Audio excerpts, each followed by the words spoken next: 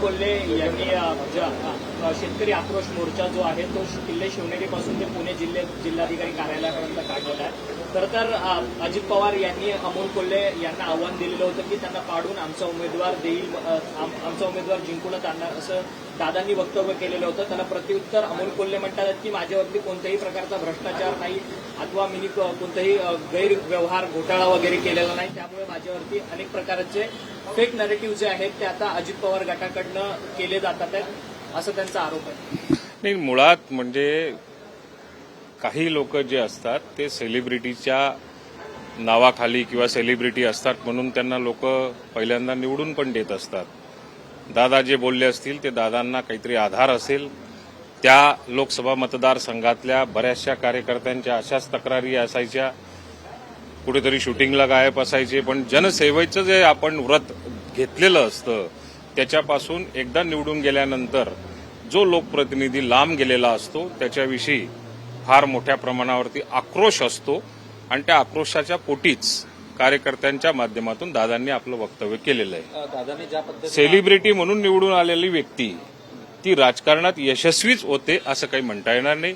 केवळ फक्त सेलिब्रिटी होते म्हणून निवडून आले पण जनतेमध्ये ते फेल ठरले. सर, हसन मुश्रीफांनी थोड्या वेळापूर्वी म्हटलं की अमोल कोल्हे यांनी अनेकदा म्हणजे राष्ट्रवादीच्या नेत्यांना म्हटलेलं होतं की मी एकदाच फक्त आता खासदारकी लढवणार आहे, दुसऱ्या वेळेस खासदारकी लढवणार नाही, त्याचा परिणाम माझ्या व्यवसायावरती, अभिनय व्यवसायावरती होतो. याबद्दल तुमच्याशी काही अमोल कोल्हे व्यक्तिगत नाही, आतापर्यंत त्या बाबतीमध्ये माझं आणि त्यांचं तर कधी आयुष्यात बोलणं झालेलं नाही.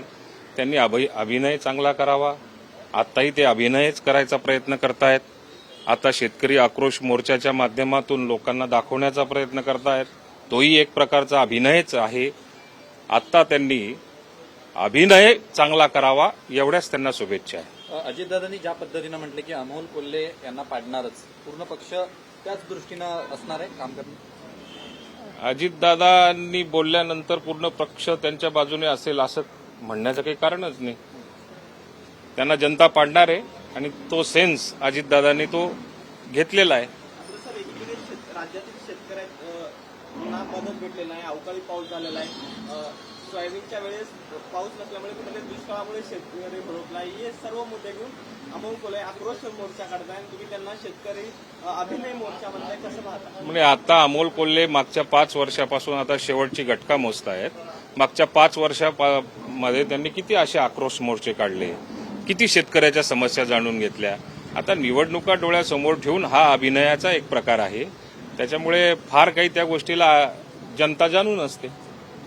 सर, एकंदरीतच पक्षाकडनं जिल्हाध्यक्षांना नवीन गाड्या वगैरे देण्यात येणार आहे, याबद्दल तुम्हाला काय माहिती आहे का? काय नाही, मला तर आता या बाबतीमध्ये काही तुम्हीच विचारतायत हा प्रश्न, त्याच्यामुळे मला काही माहिती नाही. पण आता पक्ष संघटनेच्या दृष्टिकोनातून तळागाळापर्यंत प्रत्येक जिल्हाध्यक्षाने, प्रत्येक तालुकाने अध्यक्षाने पोहोचलं पाहिजे, ही भूमिका पक्षाची आहे. सध्याच्या एकूणच निवडणुकीच्या अनुषंगाने आज काँग्रेसमध्ये एक महारॅलीचं आयोजन केलेलं आहे. काँग्रेसच्या या महारॅलीकडे कसं बघता तुम्ही? त्यांना किती यश मिळेल असं वाटतं? काँग्रेसच्या रॅलीचा तर आता विचार करण्यात काही अर्थच राहिलेला नाहीये. निवडणुका जसजशा येतील प्रत्येक पक्षाला आपापल्या रॅल्या, आपल्या मिटिंग करण्याचा तो पूर्ण अधिकार असतो.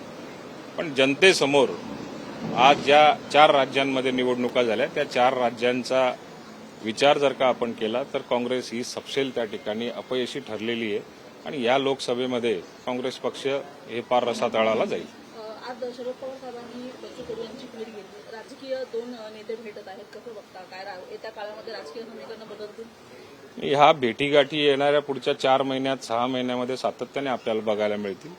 त्या भेटीतून किती निष्पन्न निघतं का केवळ फक्त तोही एक गेम आहे ते वेळ ठरवेल. महायुती सरकारसाठी सर सध्याचा राम मंदिराचा जो सोहळा आहे तो महत्वाचा आहे. शरद पवार म्हणत आहेत की मला निमंत्रण आलं तरी सुद्धा मी जाणार नाही.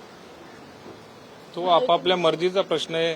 शेवटी राम भक्तांच्या बाबतीमध्ये कोणी जावं कोणी जाऊ नये, कोणी राम भक्त असतं, कोणी रावणाचाही भक्त असतं.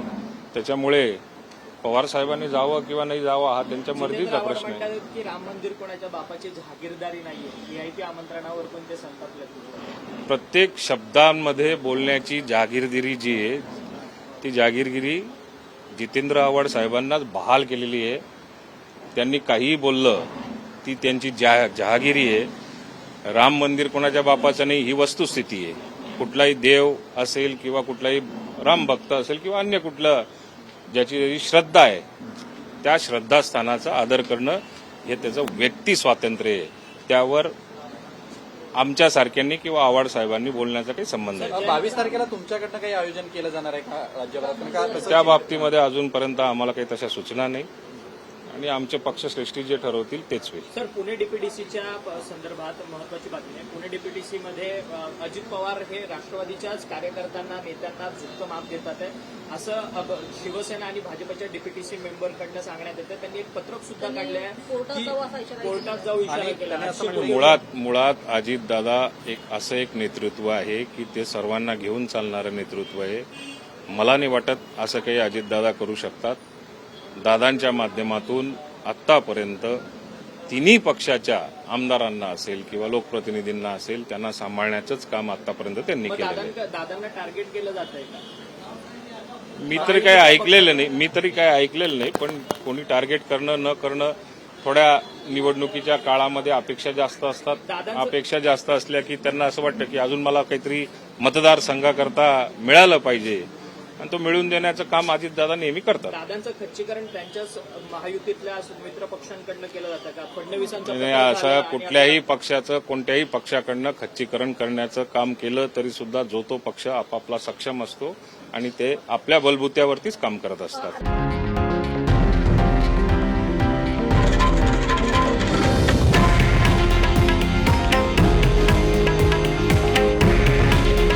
हे आहे देशातील नंबर 1 न्यूज नेटवर्क आणि आपण पाहत आहात TV9 मराठी.